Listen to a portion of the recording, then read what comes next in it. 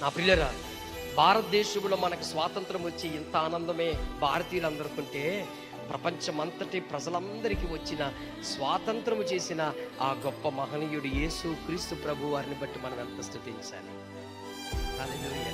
మన దేశం మాత్రమేనా? ప్రపంచ దేశాలన్నీ, ప్రపంచ దేశ మానవులందరికీ కూడా అడవిలో ఉన్న, అరణ్యంలో ఉన్న, ఎడారిలో ఉన్న, పట్టణములో ఉన్న, పల్లెటూరులో ఉన్న, చిన్నపాటి ఏ చోటున్నా కూడా ఆ ప్రజలందరి కొరకు ప్రాణ త్యాగం చేసి నిజమైన విడుదల, నిజమైన స్వాతంత్రం ఇచ్చిన వాడు మహనీయుడు ప్రభు అయిన యేసు క్రీస్తు వారు.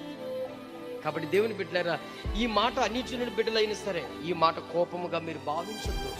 సత్యాన్ని గ్రహించి తెలుసుకుంటే చాలు, నిజం తెలుసుకుంటే చాలు. ఒకప్పుడు మేము అసత్యంలో నడిచిన వాళ్ళమే, ఒకప్పుడు మనము మన ఇష్టమైన దైవముల వైపు వెళ్ళిన వారమే, ఒకప్పుడు మనము కూడా గుట్టి నేత్రాలతో జీవించిన వాళ్ళమే. కానీ ప్రభు మన హృదయాలు తెరిచాడు, ప్రభు మన మనోనేత్రాలు తెరిచాడు. నిజమైన మార్గమైన త్రోవలో వచ్చాం. ప్రజలందరూ రావాలి, మన భారత ప్రజలందరూ కూడా సత్యము తెలుసుకుంటే చాలు. మతాలు మారద్దండి, మతాలు అవసరం లేదు ప్రభుకి. అవునా? అవసరం లేదే. ప్రభు కావాల్సిందేంటి? నువ్వు మంచి సత్యమైన మార్గాన్ని ఎన్నిక చేసుకో. అది ఏది సత్యమో దాని వైపు, ఏది నిజమో అది వైపు, ఏది జీవం ఉంటుందో దాని వైపు నువ్వు అడుగులు వేయి. దేవుడు అత్యున్నతమైన కృపనిస్తాడు. కాబట్టి మన దేశం పట్ల ఆయనకి ఎంత ప్రణాళిక ఉందంటే ఎప్పుడో ఉంది ఈ ప్రజలందరి పట్ల. అందుకే తన శిష్యుని పంపించాడు. ఈ రోజుకి ఈనాటికి మనమందరము ప్రభు కొరకు ఈ చిన్న పల్లెటూరులో ప్రకటించుకుంటున్నామంటే ఎప్పుడు ప్రభు ప్రణాళికలో ఉంది ఈ దేశం అని చెప్పండి.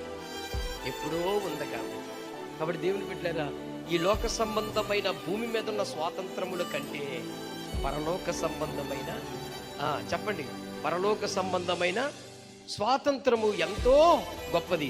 గలతీయులు రాసిన పత్రిక 5వ అధ్యాయము 1వ వచనం చదవండి.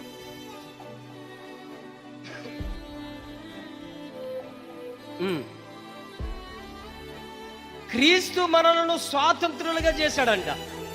ఆగండి, అంతకుముందు ఏముంది? మనకి స్వాతంత్రం ఉందా? మనకి లేదు. ఎటువంటి స్వాతంత్రం లేదు.